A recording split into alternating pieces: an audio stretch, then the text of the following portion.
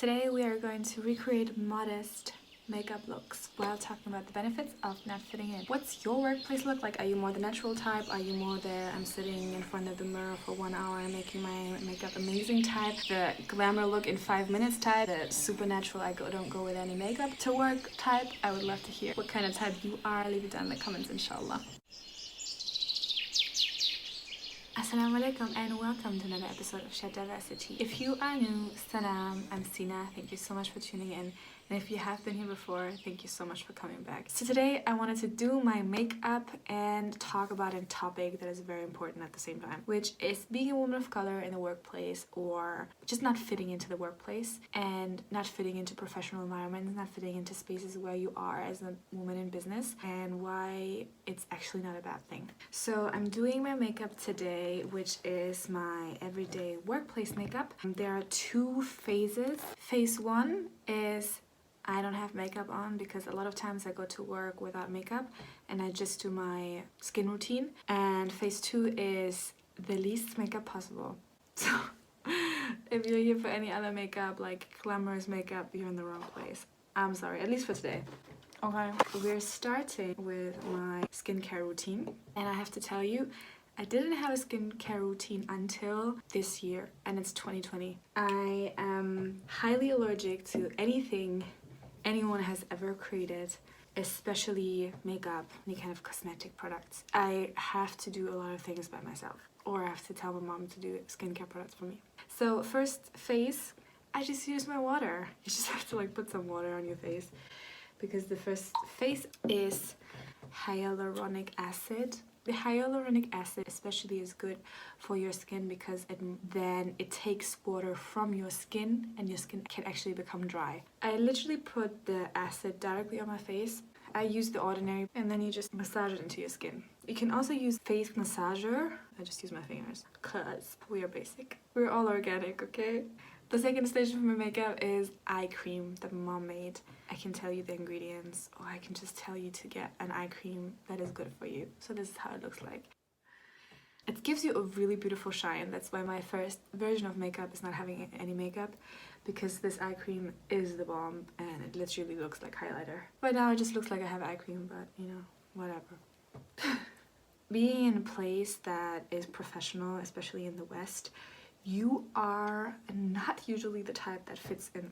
So the first reason I wanted to talk about the benefits of not fitting into a space that is professional is building your personal brand in a way that people recognize you. So for beginners, a personal brand, if you don't know, it's your reputation. It's how people see you, it's how people talk about you when you're not in the room, and it's your legacy. So your personal brand is so strong if you don't fit in, because the first stage of a personal brand is that people actually get to know you, and if you don't fit in, you stand out, and that means people already know you, so people recognize you. You are being recognized. I remember the first time I started working, so I do brand communication and corporate communication, and I started creating an article in my first month of working there, and I got so many messages of women wanting to meet up with me because they recognized me as being different. They recognized that I was one of the only in that space. Another thing that was really interesting about this was there's a diversity dilemma that I like to talk about. So the diversity dilemma, before you get into that space, you think you're not gonna get there because of how you look,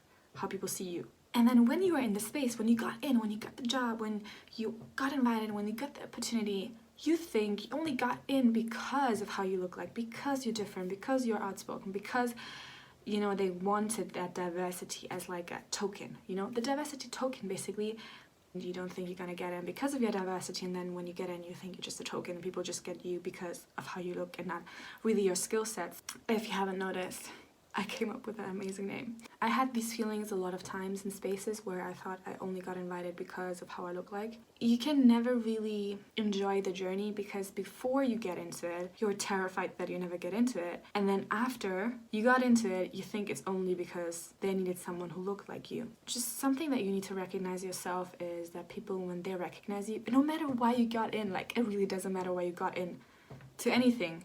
You're in it now, what are you going to do with it? The benefit of not fitting in is actually that you get recognized. You have that attention. You don't need to seek attention. You don't need to speak up. Like, people think a lot of times I'm an extrovert. I don't think I am.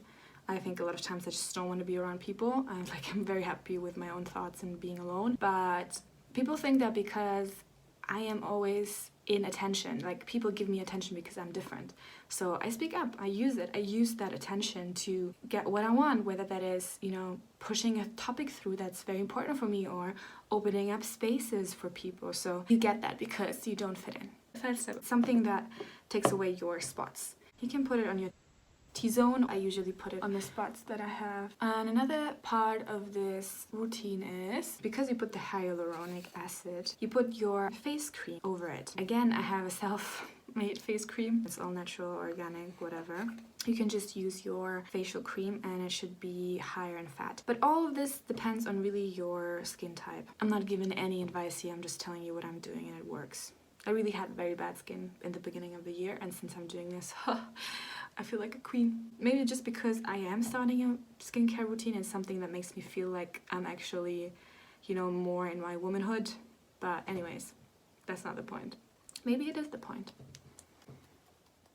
Et voila. Say mashallah because I didn't and gave myself really well, so my skin is bad again, so say it, please say it. This is the first makeup result, which is no makeup. And I'm telling you, it's like the nicest thing you can actually do for your skin. A lot of times I go to work without makeup. I just go like this and then I take my coconut. I just take my coconut oil. I basically use it as a highlighter, so you don't need to, contour your face. I saw this video of Tracy Ellis Ross. I love her so much. I think it was her Vogue makeup. She started talking about the way she gets her skincare routine and her makeup routine. She said a lot of times she doesn't put foundation because she has natural contour. If you look into the mirror, you have like your natural contours, a natural highlight here, for example, these just contour, okay? Especially if you're a woman of a color, you have like natural spaces which give you shades. So if you put all the foundation on your face, you don't have these shades anymore. You have to do double the work because you paint it over your shades and your highlights, and then you have to put contour and highlights.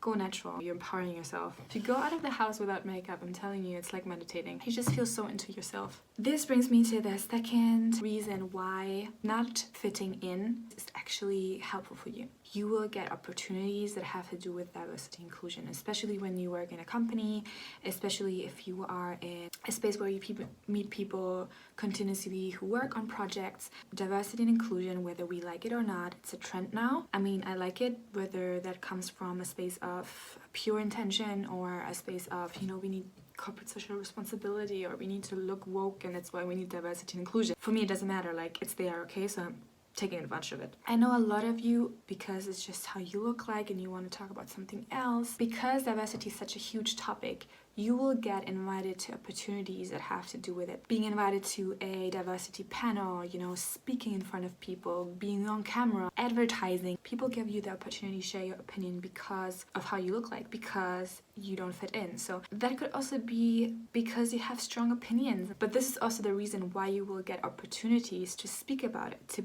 be a speaker about these topics, to sit on, projects, to help people create products that are targeted at the audience that you represent. I don't know, but you will get opportunities. I had so many in the first months. The beautiful thing is not only that I really like diversity and inclusion as a topic. This channel is called Share Diversity out of a reason in the topics of diversity and inclusion, because people think we are all the same. It's just like, let's create a product or a project that is for Muslim women, and you will be the only one who will be able to tell them that we are diverse. Having these opportunities and being invited helps you to tell them, that's cool, thank you so much for inviting me, but I'm not the only one you should talk to. Thank you for inviting me, I'm gonna talk about this, but I'm gonna grab some opinions from here and there because I have very different opinions than other women. It's a beautiful opportunity to get invited to opportunities that you wouldn't usually get. And it's also a great way to network because you will get to know people from collaborating with people you wouldn't usually collaborate with because you're not in their space, but they recognize you because you don't fit in. Right? You don't fit into the industry, so they want to collaborate with you because you don't fit in and you represent something that they want to explore. You never know. Mini break, please don't forget to subscribe. Hit the subscribe button to get the newest and freshest content. Okay, this is the first stage, right? And now we're coming actually to the makeup. I use anything that is good for my skin and that has the least chemicals possible. I use Nude by Nature. It has products for my skin type and for my skin color. And the first step is using the concealer.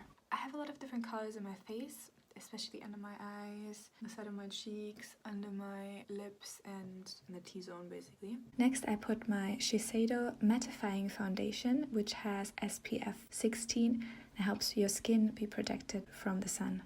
Last step for my skin is the Nude by Nature powder, which I usually buy in 2 different colors, one for winter and one for summer.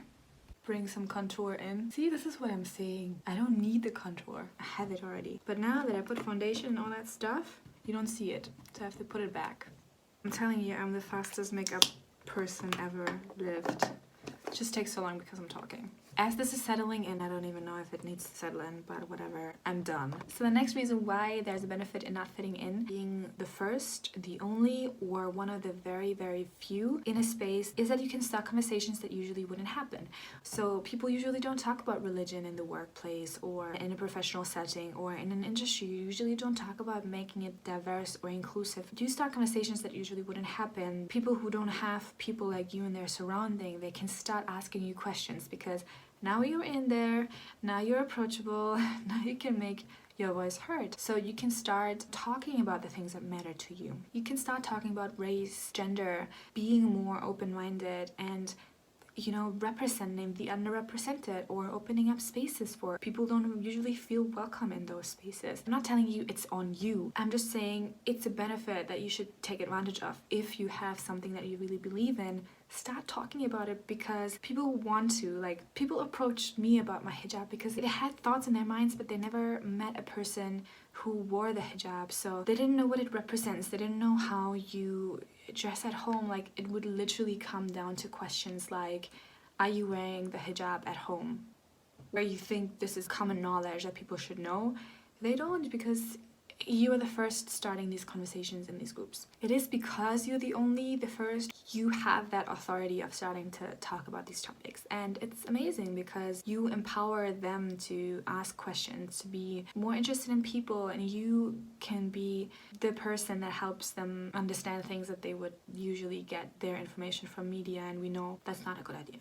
You really can start conversations, whether that comes from telling a person why you do this or explaining to a person what halal means, until, we need to think about making this space more diverse. You never know where it can end up. The last point of makeup is the Manhattan Powder Rouge that I use to give me a little bit more contour. I'm telling you, it's not about the resources, it's about being resourceful. The last thing that I usually use is eyelashes, and I just got this from Saudi. I'm telling you, I'm here saying Bismillah because I don't want them to break off. Bismillah. You can also put mascara. I don't do it because it takes a long time to remove it. And then we go back to the coconut. I just love coconut oil. So, Thank you very much for sticking around, and let's get back to the topic. I have one more point why it's a benefit to not fit into the workplace or into your industry or wherever you are. You can open doors for others. If you're in a space where you are the only woman, you're the only woman of color, you're the only hijabi woman, you're the only Muslim woman, you're only, I don't know what it is. If you are in a space where you are the only or one of the very few, you can start opening doors for others. You are already in the room. You already got the contacts. You are already in your position. You are already established. You already started conversations. You already got access to opportunities. You already got recognized. Now it's time for you to help others achieve the same. So if you're really the only one in that space, you shouldn't be like, okay, I'm the only one. I'm just gonna stay the only one, Like, you gotta create a ladder for people to come up. And just don't shut the door on others. I can see this a lot of times, especially with women. I do think it has to do with the fact that we think, oh, we got into this position, now there's no space for any other, because if that person comes, someone has to go, and I don't want to be the one going, right? So don't do that. Just don't. Don't let your anxiety get into the way of helping others achieve what you achieved. You don't know why you got in a position. Maybe it's because someone opened the door for you, but you have to start, telling people how to get where you are, especially if you're in a space which is not diverse. Help it to become diverse. Open the doors.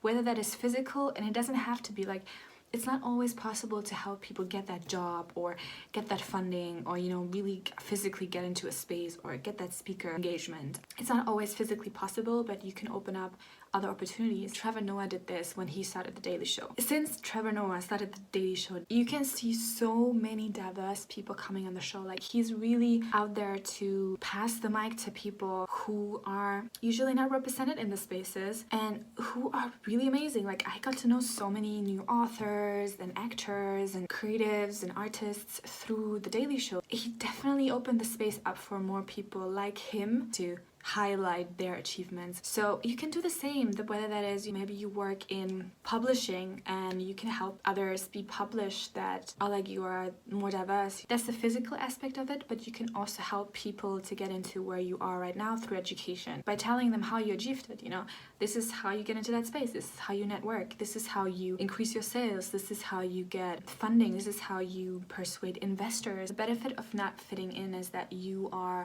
then the beneficiary of those who want to get into where you are. So just open the doors, help them to get in, you know, have a more diverse table because it helps all of us. This is my last point. I do believe the whole basis of benefiting from not fitting in is building a personal brand. So if you build a personal brand that is truly who you are, that reflects the diverse parts of you, that really represents what you want to achieve in the future, you are irreplaceable. If you act the same, talk the same, think the same, represent the same, have the same opinions as everybody else, you will never be irreplaceable. There's another person who has a little bit more on their resume or has one more person in their management team, they get the funding, they get the job, they get the opportunity. You will only benefit from being different if you're truly different, and that means being who you are. If you are aware of how God created you, you will be aware of all the benefits and all the beauty that He's created you with, that you've been born with, and that you should represent in the world, because you've not been created unique for then to act like you are like everyone else, to have the same opinion as everyone else. Just embrace being different. In the past, I saw a lot of disadvantages of, you know, stereotypes and like not knowing